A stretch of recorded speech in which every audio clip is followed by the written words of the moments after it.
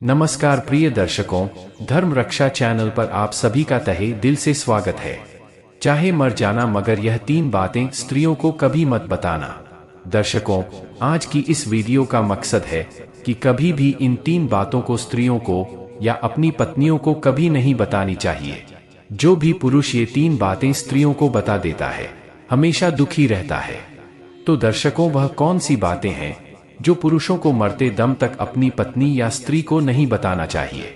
ये 3 बातें हम आपको एक छोटी सी कहानी के माध्यम से बताने जा रहे हैं। तो वीडियो को ध्यान से और अंत तक जरूर सुनो और सच्चे दिल से कमेंट में जय श्री कृष्ण जरूर लिखें।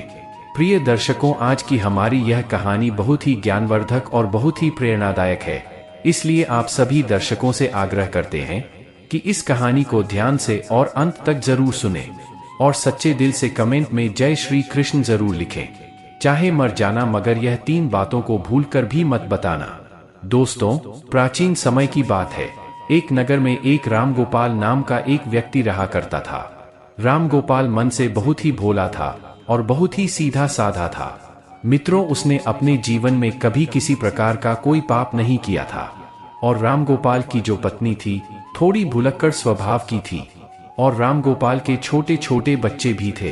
दोस्तों, राम गोपाल अपनी पत्नी से किसी भी प्रकार की किसी भी बात को नहीं छुपाता था और राम गोपाल अपने घर में अकेले ही काम करने वाला था।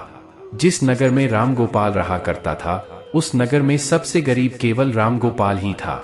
उसके अलावा नगर में कोई भी गरीब नहीं था। तो हर कोई राम गोपाल की पत्नी और राम गोपाल का गरीब होने के कारण मजाक उड़ाया करते थे। दोस्तों, राम गोपाल अपने गांव में जो बड़े बड़े सेठ थे उनके यहाँ नौकरी क्या करता था और उनकी गायों को चराया करता था, उनकी भैंस चराता था और इसी वजह से राम गोपाल का घर का चल रहा था। उनसे ही 2 टाइम की रोटी मिल रही थी।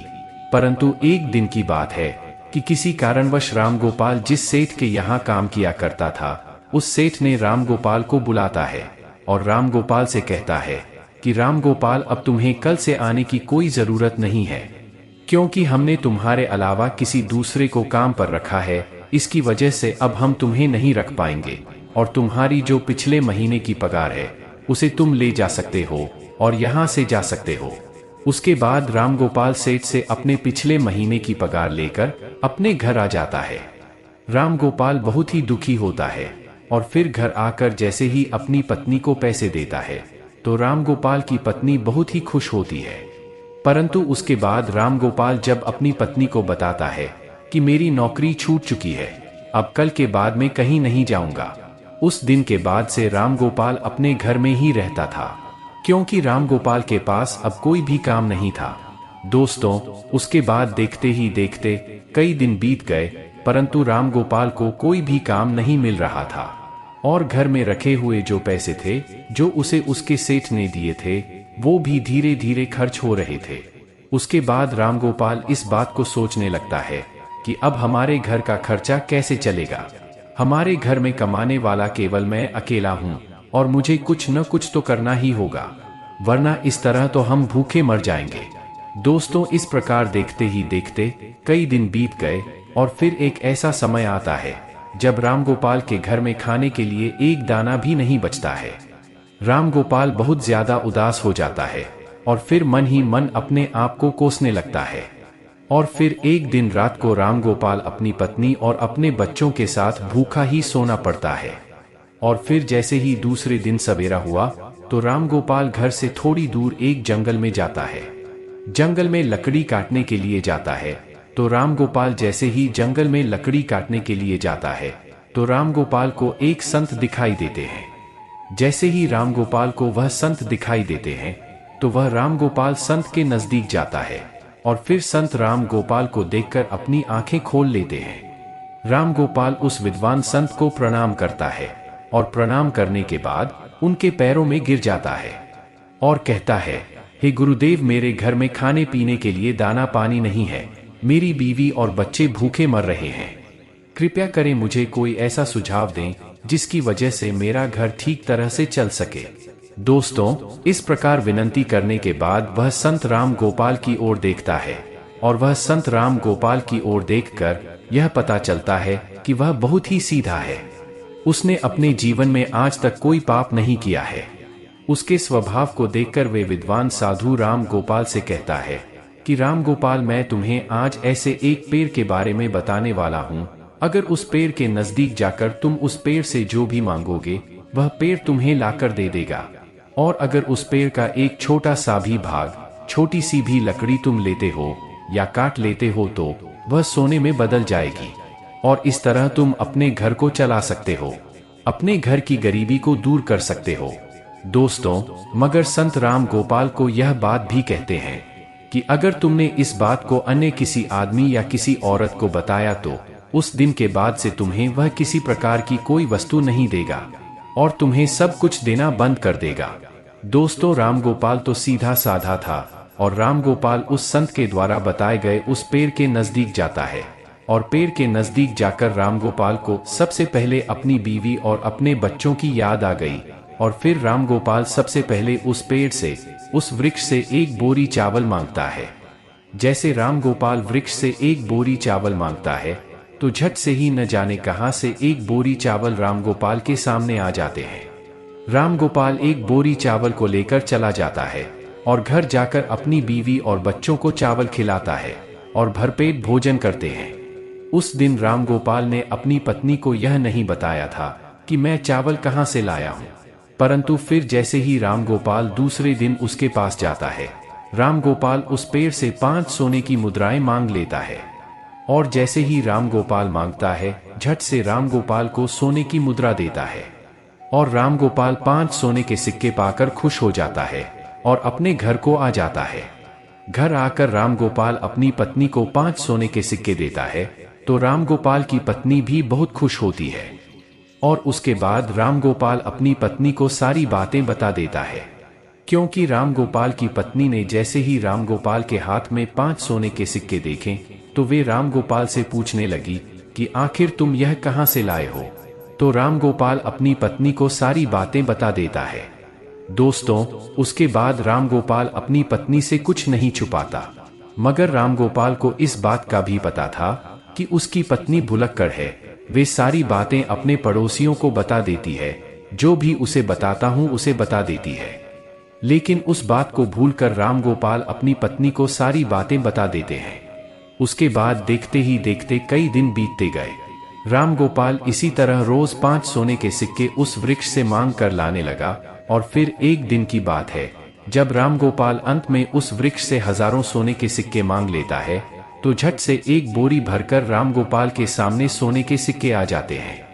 राम गोपाल एक बोरी सोने के सिक्के को अपनी बैल की पीठ पर रखकर अपने घर ले जाता है। दोस्तों, सोने के सिक्के पाकर और उस विद्वान संत का आशीर्वाद पाकर राम गोपाल देखते ही देखते बहुत धनवान हो गया। राम गोपाल के पास बहुत सारा धन हो गया। राम गोपाल जिस सेठ के यहाँ नौकरी किया करता था उससे भी ज्यादा तरक्की राम गोपाल ने कर ली और राम गोपाल उससे भी ज्यादा धनवान हो गए। दोस्तों, ये सब देख करके राम गोपाल के सारे गांव वाले दंग रह गए और वे सोचने लगे कि आखिर यह भुलक्कड़ स्वभाव का राम गोपाल इतना धनवान क्यों हो रहा है। दोस्तों, राम गोपाल से अगर कोई भी इस बात को पूछता कि तुम आखिर इतनी जल्दी धनवान कैसे हो रहे हो, तो राम गोपाल किसी को भी सच नहीं बताता था, क्योंकि राम गोपाल से विद्वान साधु ने किसी को बताने के लिए मना किया था। परंतु वे लोग राम गोपाल को छोड़कर राम गोपाल की पत्नी से इस बात को पूछने लगे।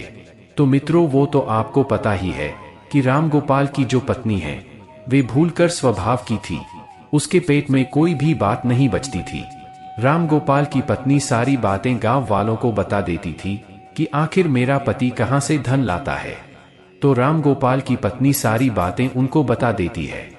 और देखते ही देखते राम गोपाल जब एक दिन फिर से उस वृक्ष के पास धन लेने के लिए जाता है तो वह वृक्ष राम गोपाल को धन नहीं देता है। राम गोपाल कई बार उससे मांगता है, मगर राम गोपाल के मांगने पर भी वृक्ष राम गोपाल को कुछ नहीं देता है। मित्रों, उस दिन राम गोपाल फिर से अपने घर जाता है और इस चीज के बारे में ज्यादा नहीं सोचता है। मगर जब राम गोपाल दूसरे दिन फिर से वृक्ष के पास जाता है तो उस दिन भी राम गोपाल कई घंटों तक उस वृक्ष से मानता ही रहता है, मगर कुछ भी उसे प्राप्त नहीं होता है। फिर राम गोपाल निराश होकर वह सोचता हुआ अपने घर आ जाता है। तो राम गोपाल अपने घर आकर अपनी पत्नी से कहता है कि आज मैं वृक्ष के यहाँ जाकर आया हूँ, मगर वृक्ष से आज मैंने जब धन मांगा तो वृक्ष ने कुछ नहीं दिया। कहीं तुमने किसी को वृक्ष के बारे में बता तो नहीं दिया। तो दोस्तों, राम गोपाल की पत्नी भुलक्कड़ स्वभाव की थी और वो अपने मन में किसी भी प्रकार की बात नहीं छुपाती थी और इसमें कोई संदेह नहीं है। तो राम गोपाल की पत्नी राम गोपाल से कहती है कि जब मुझसे गांव वालों ने पूछा कि इतना सारा धन तुम्हारे पास कैसे आ रहा है, तो मैंने उन सबको बता दिया। दोस्तों, अपनी पत्नी के मुख से यह बात सुनकर राम गोपाल समझ जाता है कि हो न हो यह सारी करतूत मेरी बीवी की ही है। उसके बाद में राम गोपाल अपनी पत्नी को बहुत गुस्सा हो जाता है और फिर इस तरह से कई महीने बीत जाते हैं। राम गोपाल के पास जो धन था वह धीरे धीरे खर्च होता जाता है और देखते ही देखते राम गोपाल फिर अमीर से गरीब होने लगता है और देखते ही देखते फिर से राम गोपाल की स्थिति वही हो जाती है। राम गोपाल के घर में खाने के लिए दाना नहीं बचता है। दोस्तों, एक दिन जब फिर से राम गोपाल की पत्नी और राम गोपाल और उसके बच्चे रात को भूखे सोते हैं, तब राम गोपाल अपनी पत्नी को कोसने लगता है और अपनी पत्नी से कहता है कि भुलक्कड़, यह सब तुम्हारी वजह से हो रहा है। अगर मैं तुम्हें नहीं बताता तो आज यह दिन नहीं देखना पड़ता। इस प्रकार राम गोपाल अपनी पत्नी से कहता है। मगर मित्रों कहते हैं कि अब पछताए क्या हुए जब चिड़िया उड़ गई। इस प्रकार राम गोपाल अपनी पत्नी से कहता है, मगर अब बहुत लेट हो चुका था। मित्रों, फिर एक दिन राम गोपाल उस संत को ढूंढने के लिए फिर से जंगल में जाता है, लेकिन वह संत फिर कभी उसे नहीं मिलते हैं।